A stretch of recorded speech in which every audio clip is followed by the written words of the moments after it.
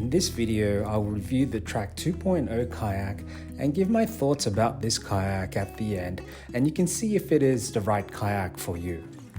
The areas I will go through today are price, setup time, weight and convenience, general usage including speed and stability, cleaning and storage, and then I'll give my final thoughts. For full disclosure, I have used the Trak about 10 times now, and I believe I should be able to give a fair assessment, although I have not used the kayak in all the conditions it is capable of. I have been using the Trak mostly for touring and day trips so far. So let's start with the setup times. As you know, the Trak 2.0 is a folding skin-on-frame kayak where assembly is required. The time it takes for me to set up the Trak is anywhere between 15 to 20 minutes. Many people have commented on my recent video with the full assembly of the Trak 2.0, mentioning that it only takes them 10 to 15 minutes to set up. I believe I'll eventually get there.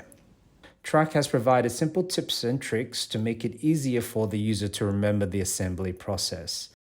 Let's move on to the weight and convenience.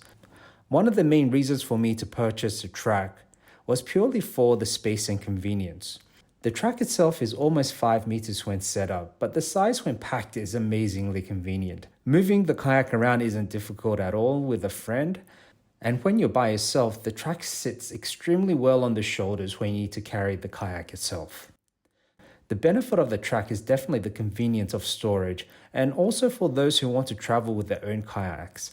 Sometimes we just want to paddle in something we are confident and familiar with. So if any of these reasons attract you, you may want to consider the Trak 2.0. Let's talk about the general usage of the Trak kayak itself. The Trak has been designed so that you can use it in various conditions just by using the hydraulic jacks to create different hole shapes. You can see here with Ken White, one of my favorite YouTube channels, surfing with the Trak 2.0 in Jamaica. So the Trak is a very versatile kayak.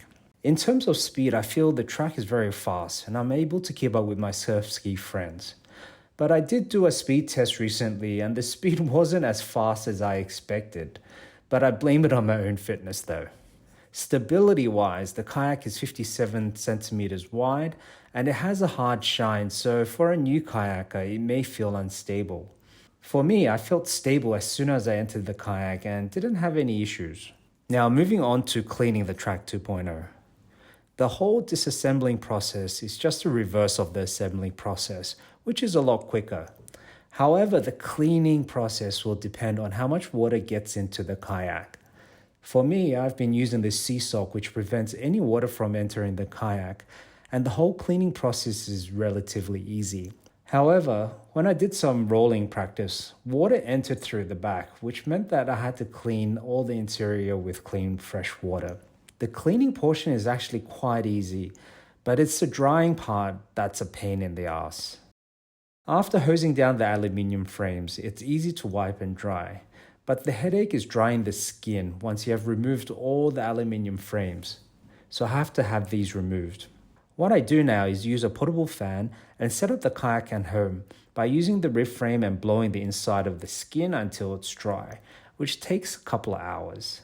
After a trip, I would also soak the aluminium frames in a bathtub of fresh water for about 20 minutes, just in case any salt remained. This is just to ensure there's no salt buildup in any of the joints. I have to say, if you don't like spending time cleaning kayaks, then you may want to avoid buying a Trak, as this is a commitment each time. Now let's talk about the last topic of price and the color options available. When I purchased the Trak back in January 2022, the Trak was $3,299 US. Now looking at the Trak website, the price has increased to $3,850 US, which is an increase of 17% from when I purchased it. We all know price increases are expected, especially due to the increase in costs and the entire supply chain.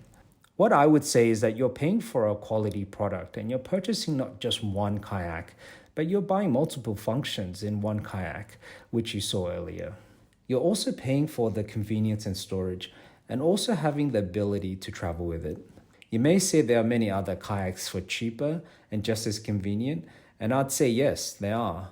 But again, it depends on what type of experience you want with your kayak, and I have to say the Trak feels amazing on the water. So now for my final thoughts. At this point in time, I'm really enjoying the Trak 2.0, mostly because of the performance on the water. I'll need to try the Trak in many different conditions to really feel the kayak. On the other hand, the other aspects such as assembly and especially the cleaning can get quite tiresome. I have at times not gone kayaking purely because of the cleaning process involved afterwards, so using the Trak needs to be planned well in advance. The price may also be a key deciding factor for many people out there, and it is quite a hefty investment.